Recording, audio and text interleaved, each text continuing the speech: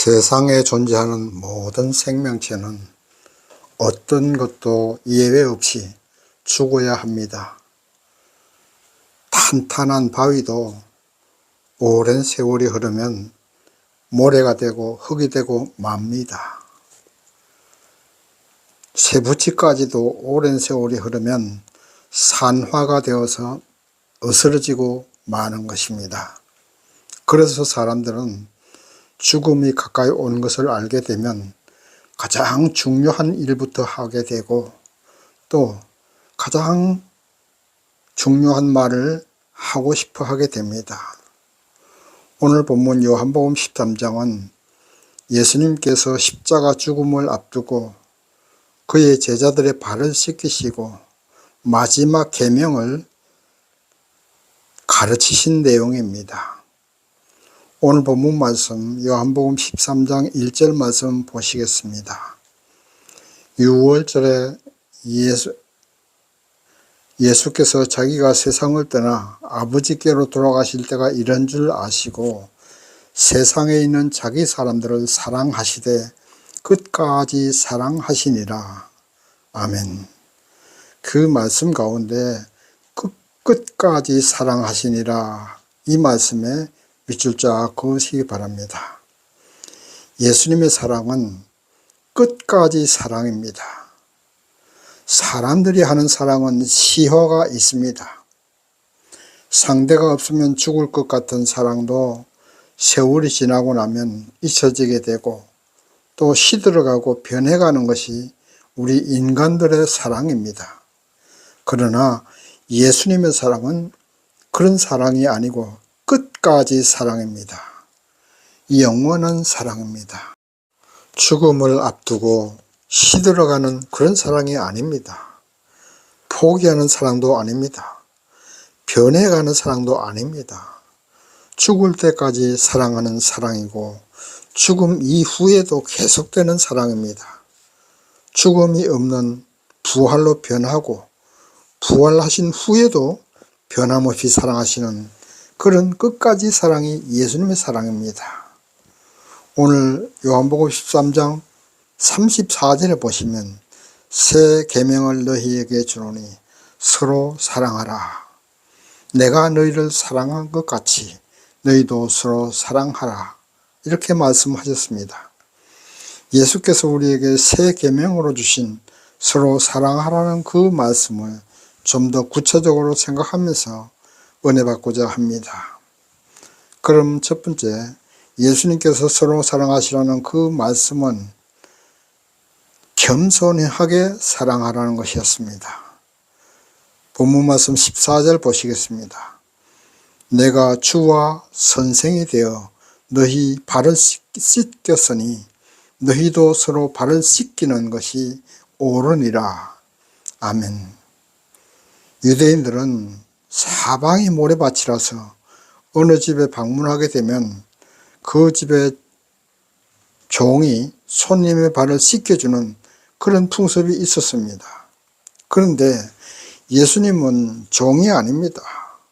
제자들의 스승이요 주님이십니다.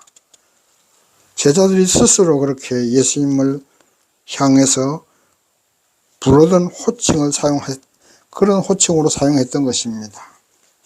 그런 주님이요 스승이신 예수님께서 제자들의 발을 씻기신 것은 겸손하게 서로 사랑하라는 주님의 뜻이 있는 것입니다. 사람들은 누구나 남에게 무시당하는 것을 싫어합니다. 어떻게 하든지 남에게 인정받고 싶어하고 대수만 있으면 남들보다 위에서 군림하려고 하고 명령하고 싶어합니다. 그래서는 겸손한 사랑이 될 수가 없습니다. 예수께서 요구하시는 사랑은 그런 사랑이 아닙니다. 지위가 높아도 돈이 많아도 학식이 많아도 그것으로 교만하지 않습니다. 스스로를 낮추는 겸손한 사랑입니다. 세상의 모든 죄악은 교만과 욕심 그리고 시기심을 통해서 사람들 죄에 빠져들게 합니다. 스스로를 낮추는 겸손이 있다면 군림할 수가 없겠지요. 그만할 수도 없습니다. 만왕의 왕이신 예수께서 언제 그만하신 적이 있습니까? 언제 군림하신 적이 있습니까? 언제나 섬기고 겸손하신 그런 예수님의 사랑이었습니다. 죽음을 앞두신 예수님께서 제자들을 향해서 하신 말씀이 바로 겸손히 서로 사랑하라는 것이었습니다. 이 예수께서 제자들의 발을 씻기기 전에 제자들은 서로 무엇을 가지고 다투느냐 하면 누가 더 큰 자고 누가 더 높은 자인가를 놓고서 말싸움을 했던 사건이 있었습니다. 예수님께서 겸손하라고 가르치시는 이 사건 전에 바로 그런 일이 있었던 것입니다. 하나님 나라는 겸손한 그런 사람이 높은 사람입니다. 그래서 예수님께서는 십자가를 앞두고 제자들에게 겸손의 모범을 보이셨던 것입니다. 다른 어떤 것보다도 겸손이 가장 중요하기 때문입니다. 겸손해야 사랑할 수 있고 겸손해야 사랑받을 수 있기 때문입니다. 금은 보화가 묻힌 곳이 어디입니까? 하늘에 묻혔습니까? 높은 곳에 묻혔습니까? 땅속 깊은 곳에 묻혀 있습니다. 낮은 곳에 묻혀 있는 것입니다. 물은 어디로 흘러갑니까? 낮은 곳으로 흘러가는 것이 물입니다. 하나님의 축복도 마찬가지입니다. 높은 곳으로는 흐르지 않습니다. 하나님의 보좌에서 낮은 곳으로 겸손한 곳으로 거기에 하나님의 은혜가 흘러가는 것입니다. 하나님의 은혜도 낮은 마음, 겸손한 마음으로 주님 앞에 엎드려 경배할 때에 하늘 보좌에서부터 충만한 은혜가 오게 되는 줄 믿으시기 바랍니다. 우리 일제시대에 오산학교 잘 아시죠? 그 오산학교에 조만식 선생님이 오산학교 교장으로 있을 때에 주기철 목사님은 어린 학생으로 그곳에 입학해서 조만식 장로님에게 가르침을 받았습니다. 그러다가 세월이 흘러 주기철 목사님은 전도사님이 되고 교회에서 설교하게 되었습니다. 그리고 조만식 장로님은 그 교회 장로가 되어서 봉사하고 계셨습니다. 한 번은 조만식 장로님이 교회 밖에서 다른 성도들하고 얘기를 하다가 그만 예배 시간에 조금 늦게 입장하게 되었습니다. 그것을 본 주기철 전도사님은 자신의 아버지 뻘 되는 조만식 장로님을 향해서 호통을 쳤습니다. 장로님, 예배 시간에 늦게 들어오셨으니 자리에 앉지 마시고 서서 예배 드리시오 라고 말하니까 조만식 장로님은 거기에 반발하지도 않으시고 겸손하게 그 말씀에 순종해서 자리에 서서 예배를 드렸습니다. 조금 있다가 기도할 시간이 되니까 주기철 전도사님이 조만식 장로님 기도하시오 라고 말하니까 그 자리에서 조만식 장로님이 회개 기도를 했습니다. 하나님, 예배 시간에 늦은 것 용서하여 주시고 주의 종의 마음을 아프게 한 것 용서해 달라고 울면서 기도하자 교회 모든 성도님들이 눈물바다가 되었던 일이 있었습니다. 오늘날 같으면 그렇게 하겠습니까? 자기 자식 같은 목사도 아니고 새파란 전도사가 머리가 허연 장로님에게 회개하고 서서 예배 드리라고 하면 아마도 그 전도사님은 교회에서 쫓겨났을 것이고 장로님은 크게 화를 냈을 것입니다. 그러나 조만식 장로님은 겸손하셨던 것입니다. 겸손하십시다. 하늘에서나 땅에서나 인정받고 존경받고 복을 받으려면 겸손해야 됩니다. 베드로나 바울이나 예수님의 가르침을 받고 깨어지고 부서져서 철저하게 낮아지고 겸손해졌습니다. 그리고 그가 가르치는 모든 성도들에게도 겸손하라고 말했던 것입니다. 혹시 겸손하려고 하다가 세상에서 바보라고 무시당하고 손가락질 당하는 일이 일어나도 주님이 주시는 은혜는 그런 사람에게 온다는 사실을 믿으시고 끝까지 겸손하시기 바랍니다. 오늘부터 더욱더 겸손해지십시다. 교만하지 말고, 거만하지 말고, 높은 곳에 서려 하지 말고, 혹시 지위가 높은 곳에 있다 할지라도 섬기고 봉사하는 예수님의 제자가 되어야 될 줄 믿습니다. 그것이 사랑하라고 하신 주님의 계명을 지키는 것입니다. 두 번째, 예수께서 말씀하신 사랑의 계명은 끝까지 사랑입니다. 오늘 본문 말씀 요한복음 13장 21절 말씀 보시겠습니다. 예수께서 이 말씀을 하시고 심령에 민망하여 증거하여 가라사대 내가 진실로 진실로 너희에게 이르노니 너희 중 하나가 나를 팔리라. 아멘. 예수께서 12제자 중 하나인 가룟 유다가 자기를 배신하고 로마 군인들에게 예수가 있는 곳을 알려주겠다는 그런 사실을 알고 계셨습니다. 그것을 알면서도 예수님은 그 배신자 가룟 유다를 버리지 않으시고 그와 함께 하셨고 다른 제자들과 차별 없이 발을 씻겨주셨습니다. 떡 조각까지 찍어서 먹여주셨습니다.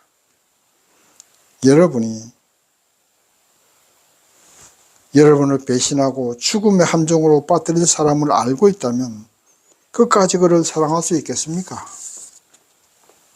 아마도 없을 겁니다.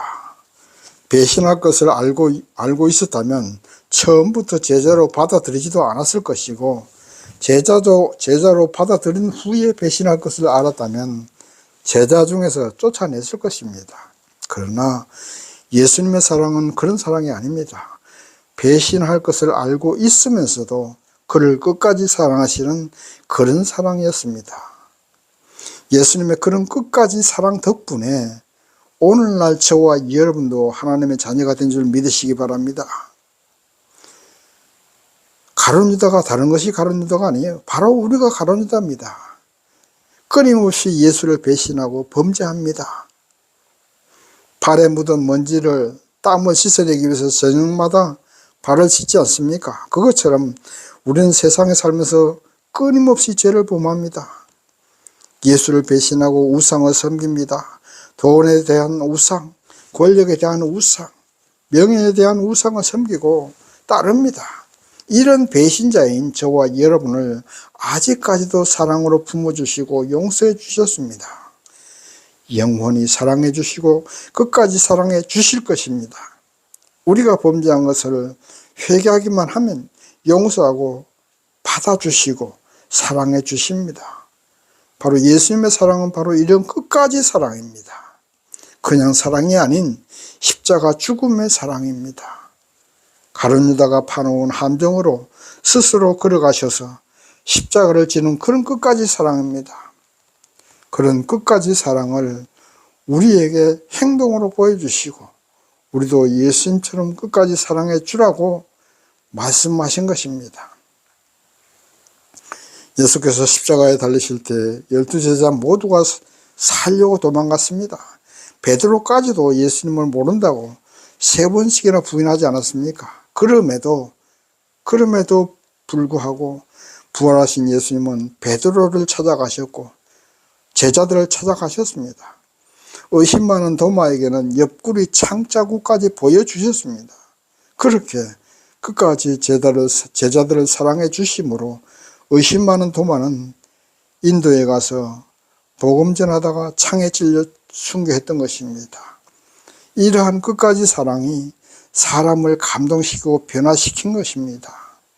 대가를 바라고 하는 사랑이나 한정된 시간 안에서만 하는 사랑은 사람을 변화시키지 못합니다. 감동도 시키지 못합니다. 사람도 감동받지 못하고 변화되지 못하는 그런 사랑으로 어찌 하나님을 감동하게 할 수 있겠습니까? 예수님의 12제자 중 사도 요한만 자연사했고 다른 제자들은 모두가 다 순교했습니다. 예수님의 끝까지 사랑을 받고 그들도 예수님을 죽도록 끝까지 사랑했던 것입니다. 그들은 지금 하늘나라에서 영원한 주님의 사랑 속에서 살아있을 것입니다. 우리는 주님을 사랑하되 끝까지 사랑해야 됩니다. 세상에서 어떤 고난과 역경을 만나도 예수님을 부인하거나 배신해서는 끝까지 사랑이 아닙니다. 그것은 계산적인 사랑이고 변하는 사랑입니다. 일이 잘 되든지 안 되든지 끝까지 예수님을 사랑하고 교회에서 섬겨야 됩니다. 성공을 하든지 실패를 하든지 거기에 상관없이 예수를 사랑하고 섬겨야 됩니다. 세상 사람들을 섬기고 사랑하는 것도 예수님을 끝까지 사랑하는 것처럼 끝까지 사랑해야 되는 겁니다. 부모가 자녀를 사랑하는 것처럼 계산하지 않고 시효가 없는 끝까지 사랑을 해야 됩니다. 그런 사랑을 하는 것이 예수님의 뜻이고 가르침인 것입니다. 우리 성도들이 이웃과 만나는 모든 사람들을 향해서 끝까지 사랑을 베풀 때면 우리의 이웃이 감동받을 것입니다. 그들 스스로 하나님을 믿고 변화될 것이라 믿습니다. 전도를 목적으로 하는 사랑, 그런 사랑 하지 마십시오. 계산하고 대가를 바라는 사랑 하지 마십시오. 무조건적인 사랑, 끝까지 사랑을 하십시오. 예수께서 사랑하는 그 말씀은 그런 끝까지 사랑을 하라는 말씀입니다. 세 번째, 하나님의 섭리는 결국은 이루어지고 맙니다. 그 사실을 믿으시기 바랍니다. 오늘 본문 말씀 31절 말씀 보시겠습니다. 저가 나간 후에 예수께서 가라사대 지금 인자가 영광을 얻었고 하나님도 인자를 인하여 영광을 얻으셨도다. 아멘. 가룟 유다는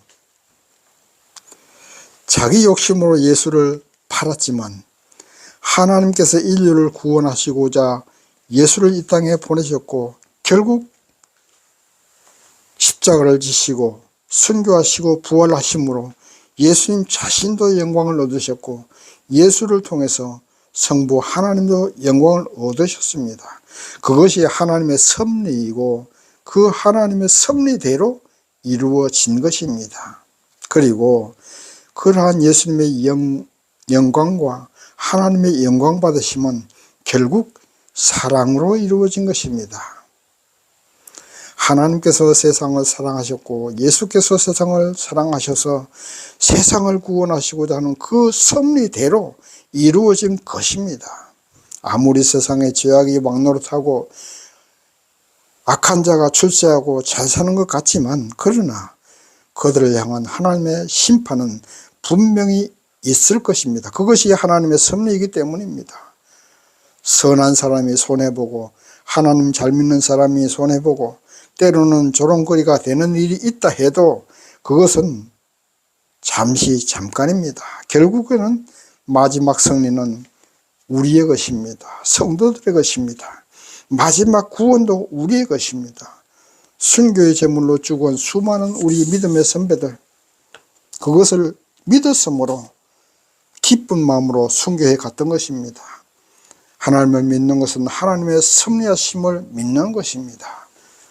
지난 여름이 얼마나 더웠습니까? 그러나 가을은 왔습니다. 여름은 가을을 이길 수 없습니다.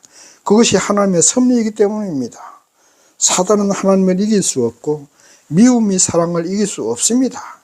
죽음이 부활을 이길 수 없습니다. 결국 이 모든 것이 하나님의 섭리이기 때문입니다.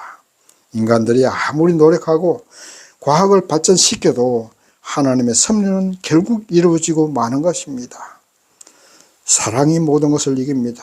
그것이 하나님의 섭리이기 때문입니다. 우리가 하나님을 믿으면서 기도하는 것도 한번 생각해 보십시오. 자녀들이 좋은 대학교 들어가고 잘 살게 해달라고 기도한다고 하십시다. 세상에는 하나님 믿는 사람 중에서도 좋은 대학교 들어가고 싶어 하는 사람이 얼마나 많습니까? 그러나 대학교 들어갈 수 있는 인원은 한정되어 있습니다. 그러면 하나님은 누구의 기도를 들어주고 누구의 기도를 들어주지 않을 수 있습니까? 결국은 누가 더 공부를 사랑하고 그 공부를 미치도록 하는가에 달려있는 것입니다. 그래서 공부를 열심히 하는 사람이 들어가게 되어 있습니다. 그것이 하나님의 섭리이기 때문입니다. 내가 하고 싶은 것이 있고 이루고 싶은 것이 있으면 하고 싶은 것, 이루고 싶은 것을 사랑하고 그것을 위해서 모든 것을 바치는 사람이 이루고 싶은 것을 이루고 하고 싶은 것을 하게 될 것입니다. 끝까지 사랑하고 끝까지 노력하는 사람이 성공하는 것입니다. 그것이 하나님의 섭리이기 때문입니다. 마찬가지로 이 땅의 삶이 끝나면 모든 것이 끝나는 것이 아니라 영원한 삶과 영원한 축복이 기다리고 있습니다. 그래서 우리는 이 땅에서의 삶을 살면서 하나님의 뜻대로 사랑하면서 살아가야만 합니다. 높아지고 명령하고 군림하는 삶이 아니라 겸손히 낮아지고 섬기고 봉사하는 그런 사랑의 삶을 살아가면 영원한 축복과 영생이 우리를 기다리는 것, 그것도 하나님의 섭리입니다. 말씀을 정리합니다. 가룟 유다처럼 이 땅에서의 물질과 영광과 출세를 목적으로 살아가지 마십시오. 영원한 하늘나라의 축복은 얼마나 섬기고 얼마나 사랑하며 얼마나 낮아지고 겸손하게 살아가는가에 달려 있습니다. 결국 세상은 하나님의 섭리대로 이루어집니다. 먼저 사람을 사랑하십시오. 그리고 내가 이루고 싶고 하고 싶은 것이 있으면 거기에 미치도록 그 일을 사랑하십시오. 그리하면 모든 것이 이룰 수 있고 성공하게 될 것입니다. 그것이 하나님의 섭리이기 때문입니다. 그리고 이 땅의 생명이 끝나고 주님과 함께 영생 복락을 누리는 우리는 하나님의 섭리에 참여할 수 있는 그런 저와 여러분 되시기를 주님의 이름으로 축원합니다. 아멘.